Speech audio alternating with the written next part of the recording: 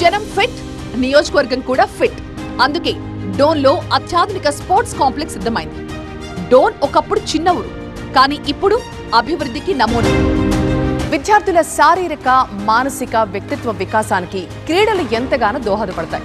అందుకే ఆ క్రీడల ప్రాముఖ్యతను గుర్తించి ఇక్కడ డోన్లో 2.2 crores ఏర్పాటు చేసిన అద్భుతమైన ఇండోర్ స్టేడియంలో మనం ఉన్నాం. సో ఇప్పుడు డోన్ కేవలం జాతీయ స్థాయి క్రీడాకారులు తయారు చేసే సత్తా మాత్రమే కాదు, జాతీయ స్థాయి పోటీ నిర్వహించే సామర్థ్యాన్ని కూడా కలిగి ఉంది. ఇక్కడ మా షటిల్ ప్లేయర్స్ ఇంతకుముందు సింగిల్ కోర్ట్ ఉండి మేము చాలా ఇబ్బందులు పడుతుంటాము. అటువంటి పరిస్థితుల్లో వైసీపీ గవర్నమెంట్ వచ్చిన తర్వాత బుగ్గన రాజేంద్రనాథ్ రెడ్డి చొరవతో ఈ 2 కోట్ల రూపాయలతో ఈ యొక్క ఇంత అద్భుతమైన స్టేడియంని మాకు గవర్నమెంట్ స్పాన్సర్ చేసింది. అందుకు ముఖ్యంగా సీఎం జగన్మోహన్ రెడ్డి గారికి, అదేవిధంగా బుగ్గన రాజేంద్రనాథ్ గారికి కృతజ్ఞతలు తెలియపరుస్తున్నాను.